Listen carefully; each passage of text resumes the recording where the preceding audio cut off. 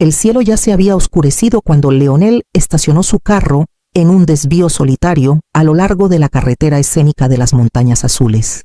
La niebla se arrastra baja sobre el asfalto, humedeciendo el aire, y yo podía oler la lluvia empujando desde la cresta de las colinas. Isabel se inclinó hacia él, con los labios curvados en una media sonrisa cómplice, como si hubiera estado esperando este numerito. Las manos de Leonel apretaban el volante hasta que los nudillos se le pusieron blancos como la cal. «Sal de aquí», dijo él, con la voz cortante. «Te hace falta una lección». Las palabras dolieron más por su frialdad ensayada que por lo que significaban. Miré a mi hijo, al muchacho que una vez cargué en brazos durante fiebres y noches de estudio hasta el amanecer, y no vi ni rastro de ese niño. Solo a un hombre ansioso por probarse a sí mismo, tirándome a la basura como si nada. Bajé del carro en silencio, con la grava crujiendo bajo mis zapatos. Isabel se acercó a él y le susurró algo triunfante justo antes de que la puerta se cerrara de un portazo. Luego, el motor rugió, y las luces traseras se tiñeron de rojo a través de la llovizna que se juntaba mientras desaparecían por la curva del camino. La lluvia empezó de verdad, con gotas afiladas golpeando contra mi chaqueta. No me moví. El pánico habría sido lo esperado. Tal vez hasta les habría dado gusto. En cambio, me quedé quieta, dejando que la tormenta me calara hasta los huesos en medio del silencio. De detrás de la carcasa tapiada de una vieja gasolinera, los faros barrieron el asfalto. Una camioneta Ford negra avanzó con confianza serena. Rafael Díaz bajó, con el sombrero calado hasta los ojos, tranquilo como siempre. Había estado esperando, tal como lo planeamos, sin decir palabra. Abrió la puerta del copiloto. Subí y me acomodé en el asiento de cuero gastado. Una sonrisa leve se me dibujó en los labios. Leonel pensó que me había dejado tirada, pero solo había puesto en marcha el siguiente acto del drama. Rafael nos llevó en silencio bajando la montaña, con los limpiaparabrisas cortando el vidrio mientras la tormenta se ponía más espesa. Apreté mi chaqueta húmeda contra el cuerpo y dejé que el ronroneo del motor me calmara el pulso acelerado. Para cuando llegamos a Asheville, las luces de neón parpadeaban desde un motel al borde del camino.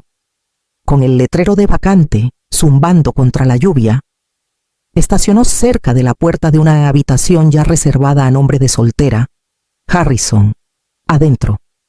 La pieza olía a cloro y alfombra vieja, pero se sentía como un refugio.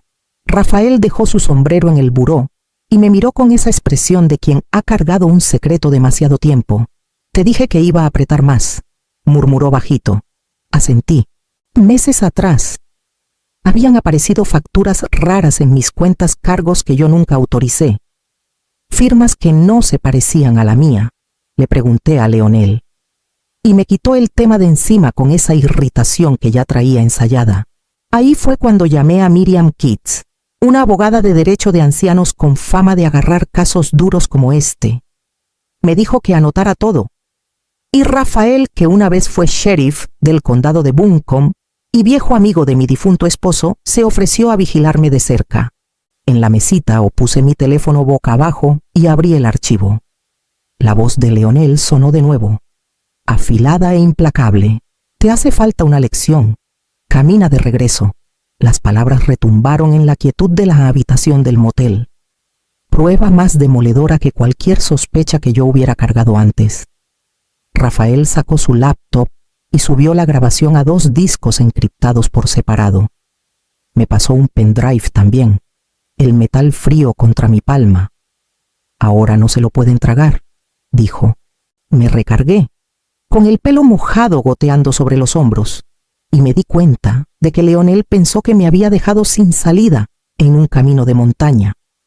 En cambio, me había dado justo lo que necesitaba para avanzar. El sueño no llegaba en la cama angosta del motel. Así que me quedé mirando el techo mientras los recuerdos se desenredaban en la oscuridad.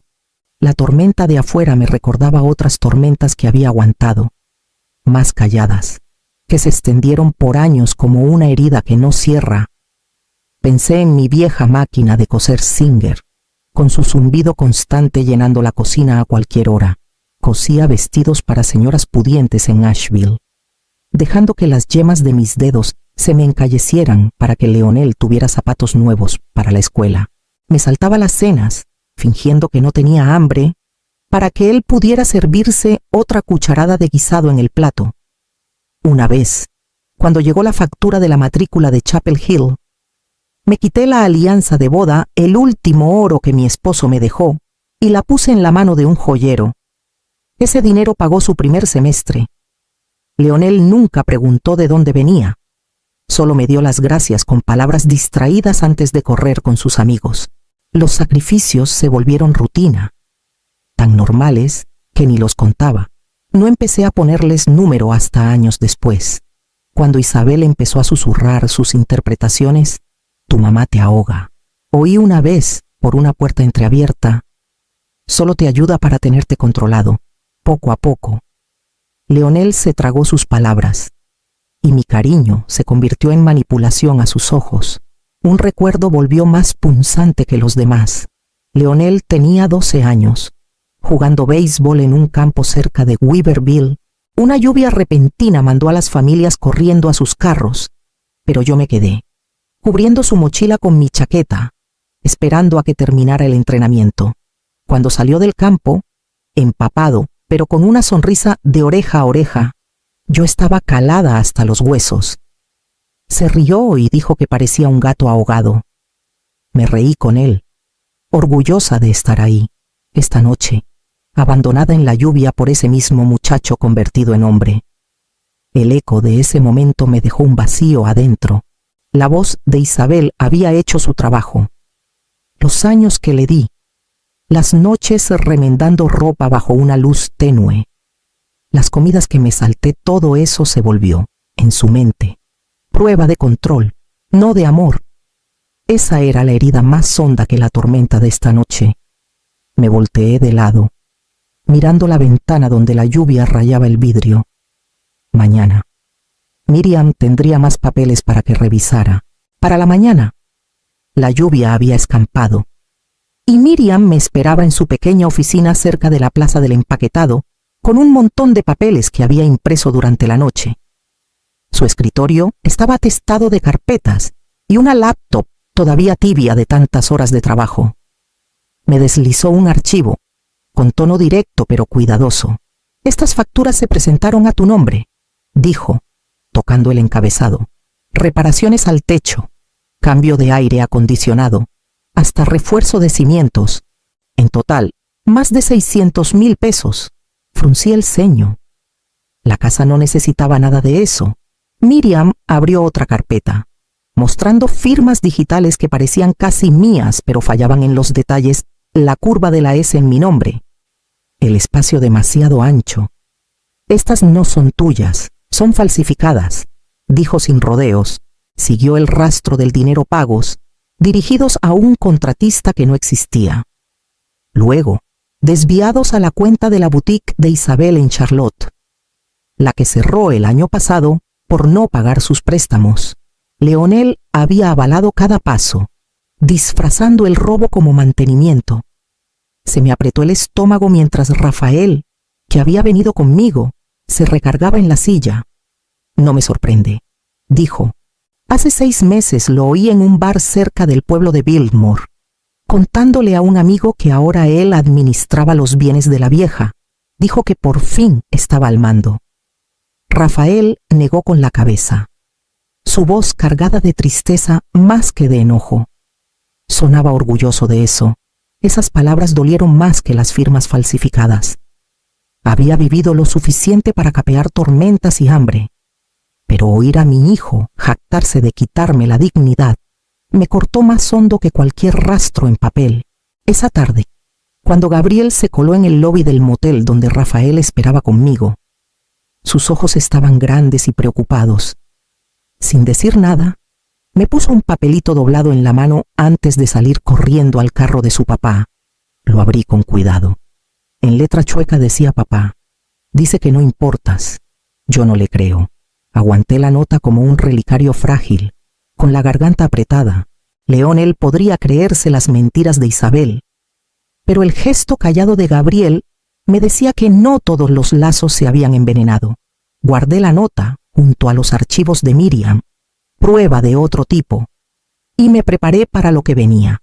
Esa noche saqué el viejo kit de costura que había cargado por décadas en el forro, cosido en un bolsillo que nadie pensaría en registrar. Reposaba un sobre doblado. Me temblaron los dedos al abrirlo. El papel amarillento en las orillas, pero intacto. Era el acuerdo original de la LLC, redactado con el cuidado meticuloso de mi esposo, dándome a mí sola los derechos de voto sobre la casita y la tierra debajo. El nombre de Leonel no aparecía por ningún lado. Por años había vivido con la inquietud de firmar papeles a su insistencia. Pero el verdadero acuerdo era la base que importaba. Rafael me llevó al centro, a la Ciudad de México, la mañana siguiente, al banco en la avenida Insurgentes. La empleada reconoció mi apellido de soltera y nos guió hasta la bóveda, donde giré una llavecita de latón. La caja de seguridad salió pesada en mis manos.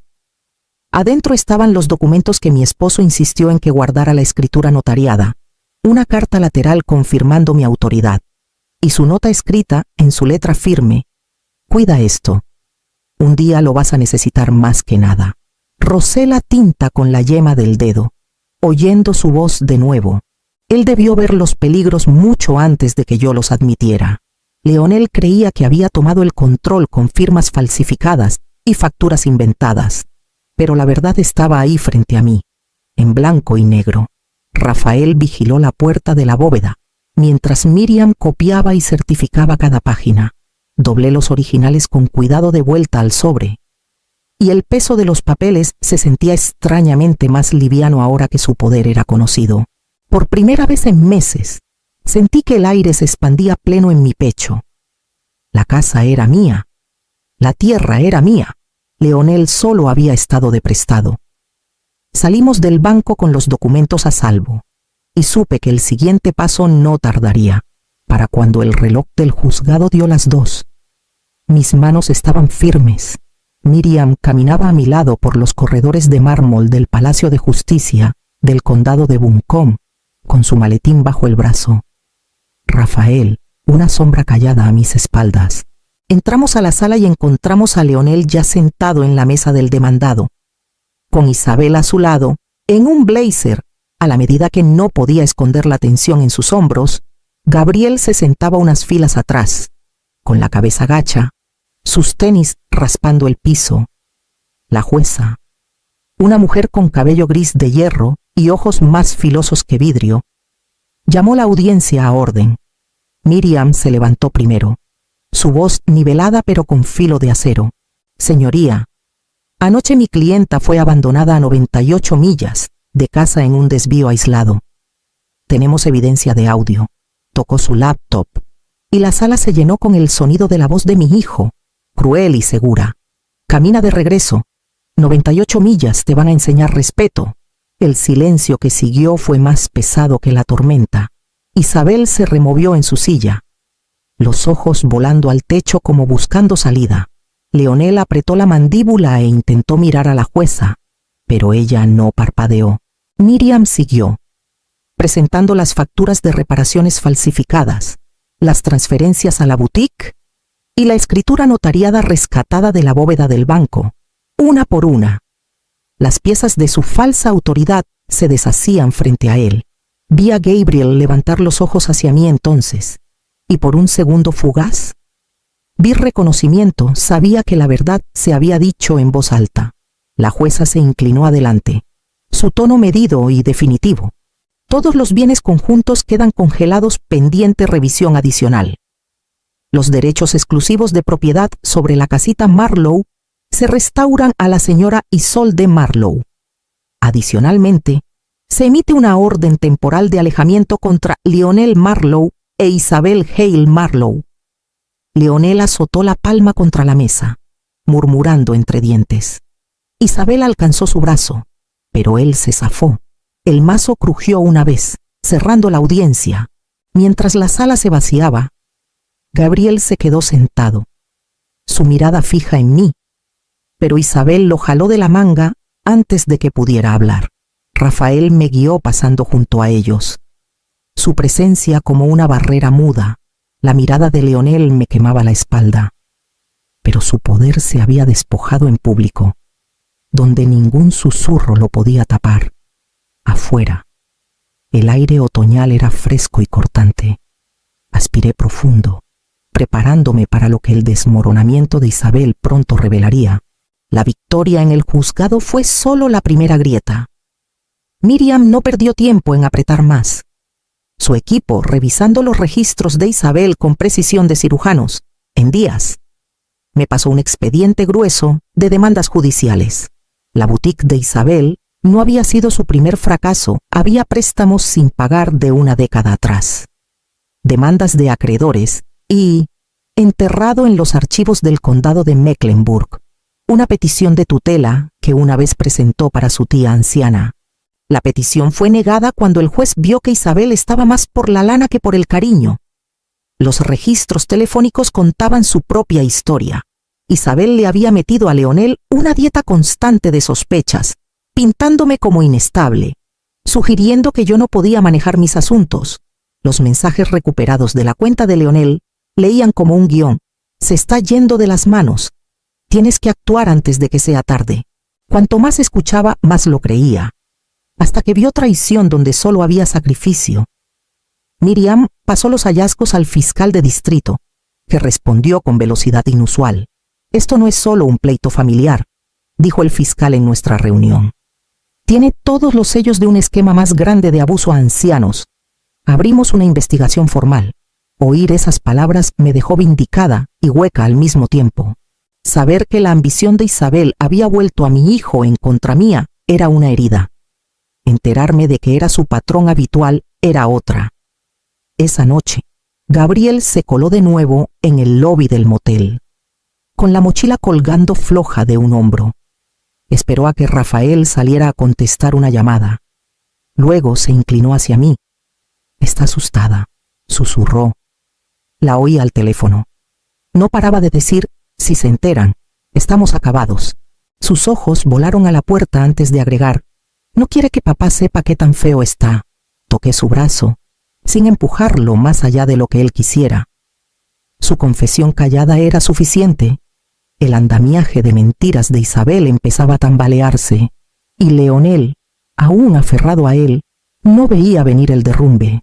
A la mañana siguiente, Rafael me llevó de vuelta a la casita, donde esperaban los candados para cambiar. La casa olía levemente a polvo cuando volví a entrar, pero era mía. Rafael trabajó con método, cambiando cada candado mientras yo ordenaba papeles en la mesa de la cocina.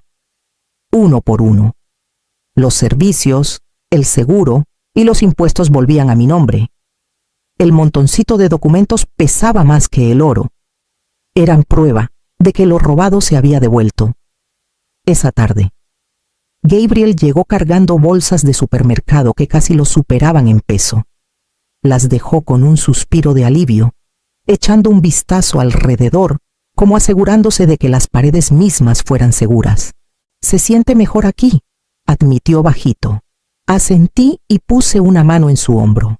Con gratitud muda pasando entre nosotros, más tarde, mientras Rafael terminaba el último candado, entré a una cuenta que Miriam me ayudó a abrir. Con dedos temblorosos, deposité en un fideicomiso modesto para la Universidad de Gabriel. No era solo dinero, era una promesa de que algo bueno sobreviviría al daño. Estábamos desempacando las compras cuando un golpazo fuerte sacudió la puerta principal. La voz de Leonel cortó el aire, áspera e insistente. «¡Abre, mamá! Esta todavía es mi casa». Antes de que pudiera levantarme, Rafael ya estaba en la puerta, su figura bloqueando la entrada. Las demandas de Leonel subieron de tono, con la voz de Isabel murmurando atrás. Gabriel se congeló. Aferrando la bolsa de compras como escudo, avancé despacio. Puse una mano en el brazo de Rafael y cerré la puerta yo misma, sin azotarla, sin enojo, solo un movimiento suave y final. El candado chascó en su lugar con un sonido que pesaba más que cualquier palabra que yo pudiera decir. Adentro. Gabriel soltó el aliento y sentí que el aire cambiaba. La puerta estaba cerrada, pero mi determinación nunca había estado más abierta. Las consecuencias vendrían pronto. La demanda avanzó más rápido de lo que esperaba. Miriam presentó cargos por conversión y fraude, y en semanas empezaron los testimonios. Isabel se quebró primero. Frente a los rastros en papel y la petición de tutela que una vez hizo por su tía, eligió arreglar, admitiendo su parte en chupar dinero con facturas falsificadas. La tinta de su acuerdo apenas se secó cuando se mudó de vuelta a Charlotte, dejando a Leonel solo en la sala. Él respondió con rabia. 2 veces violó la orden de alejamiento, apareciendo de noche y aporreando la puerta del porche hasta que los vecinos llamaron a la policía. La segunda vez, Rafael estaba adentro conmigo, teléfono en mano. Los gritos de Leonel retumbaron contra los árboles de nuez hasta que la patrulla llegó y se lo llevó en esposas. El cargo era desacato, pero cargaba un peso más allá de la ley. Ver a mi hijo arrastrado bajo luces azules parpadeantes no fue triunfo. Fue un duelo afilado por la necesidad. Gabriel no lo mencionó directamente, pero sus acciones me decían dónde descansaba su corazón. Empezó a llegar los viernes por la noche con la mochila al hombro, quedándose hasta el domingo sin queja. Cosíamos juntos, trabajábamos en el jardincito atrás de la casita, y a veces solo nos sentábamos en la quietud, con el lazo no dicho, tejiéndose más fuerte cada semana. Me encontré inquieta con energía, ya no conforme con quedarme callada. En el centro de ancianos del centro, organicé un día de clínica comunitaria. Abogados y contadores se ofrecieron voluntarios para explicar fideicomisos, escrituras de propiedad y pasos para evitar el abuso a los mayores. La sala se llenó de mujeres y hombres con carpetas de preguntas, sus caras marcadas con la misma mezcla de preocupación y esperanza que yo una vez cargué. Cuando me paré al frente, presentando a Miriam y agradeciéndole a Rafael por su protección callada, sentí un cambio profundo adentro. Por años mi voz había sido ignorada, mis decisiones cuestionadas, mis sacrificios torcidos en cadenas. Ahora, de pie en esa sala, no era solo una sobreviviente, sino una maestra, pasando adelante lo que había aprendido a un costo alto. El día terminó con una ronda de aplausos que se quedó flotando como sol, y supe que la lección final aún venía. La lluvia tamborileaba contra el techo del porche mientras envolvía mis manos alrededor de una taza humeante de café. Adentro, la escritura enmarcada colgaba en la pared de la sala. Sus bordes nítidos, su autoridad incuestionable. Por años había cargado ese papel como una cuerda salvavidas escondida. Ahora estaba a la vista. No más secreto, sino una declaración. Gabriel se sentaba en la mesa de la cocina con sus libros abiertos de par en par, el lápiz tamborileando contra el margen mientras resolvía una ecuación. El ritmo constante de su concentración llenaba la casa con una comodidad que no sentía en años. Levantó la vista una vez, me dio una sonrisa tímida y se volvió a la página. Rafael llegó poco después, con las botas mojadas de la caminata, una llavecita de metal en la palma.